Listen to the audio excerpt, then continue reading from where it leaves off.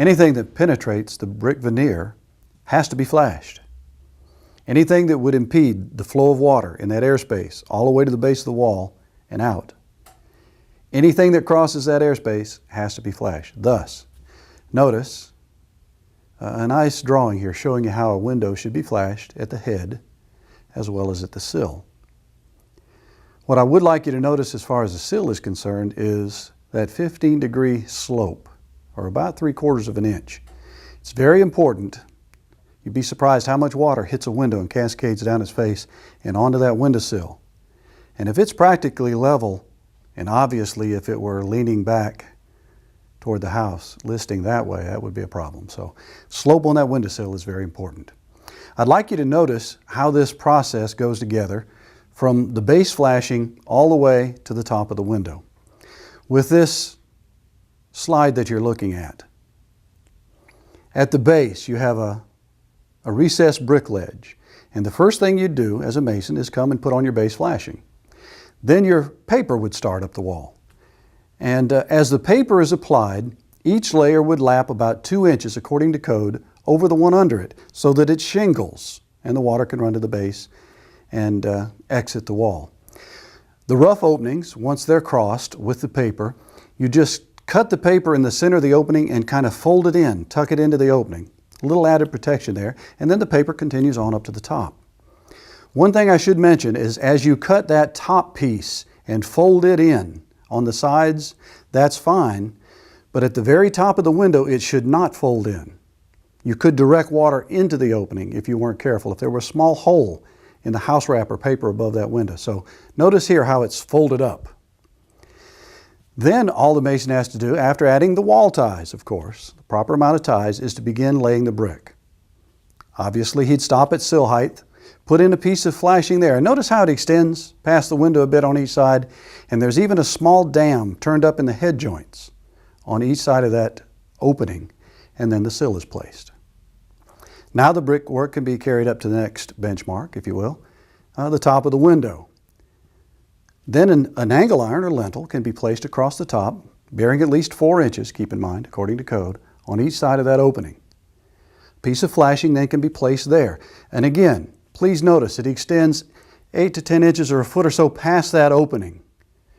And then when the brick are laid, you can again turn a little dam or turn the ends up and form a dam on both sides of that opening before the brick are laid.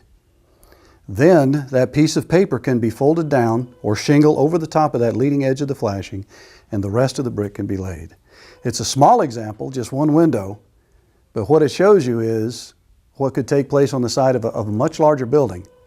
That wall won't leak.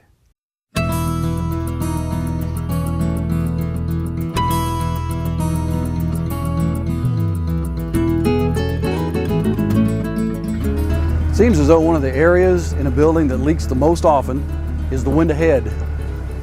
And really it shouldn't, it's such a simple application. The installation isn't hard, so what I thought I'd like you to see is the components first, and then how easy it is to make a little end dam in the flashing across the head of this window. As you see, one side's been completed. We've left this area exposed. So we have a nice galvanized angle iron being used as a lintel here to cross this small opening.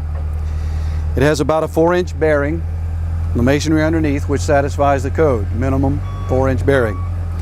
We have our peel and stick flashing here in place, and a little termination bar here at the top so that it doesn't turn loose through the ears and fall into the cavity at the leading edge of the flashing. So what I'd like to do now, I've laid a couple of brick here to get us started. I'm going to lay 2 more and create an end dam.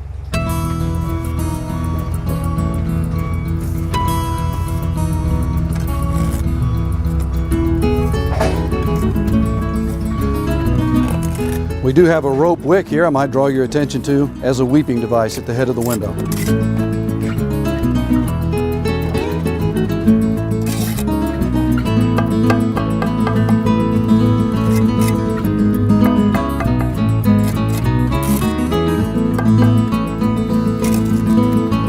Okay, notice how easy it is.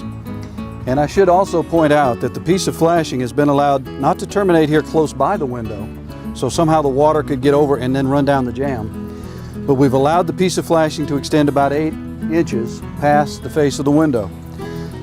So to form the dam, it's just a matter of turning up the leading edge into the head joint, spreading the mortar on the next brick,